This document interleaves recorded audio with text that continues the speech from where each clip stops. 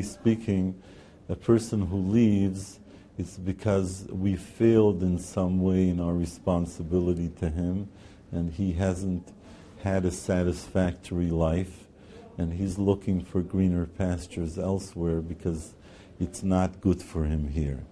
And we take responsibility for this because it should be good for him for this here. In families, you have a problem because, as you know, studying our world, generally speaking, there's more than one child. There's, I think the average number of children is 5 or 6. And if it's an older child, let's say, so an older child becomes troubled and wants to leave, and he starts changing his lifestyle, so he has a very great influence on his siblings.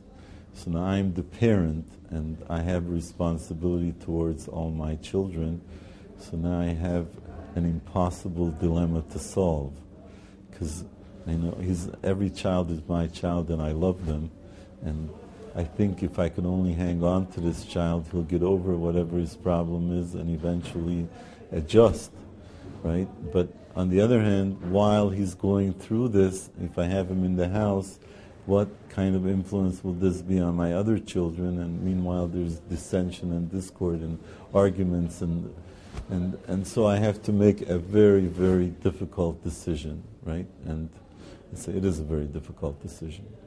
And it breaks people's hearts. It depends what you mean by severing contact. If it means to get the child out of the house, maybe yes. Not to speak to them, no. Right? I don't see any reason not to speak to your children. I don't see any reason for them not to know that you're there for them if they need you. I don't see any reason.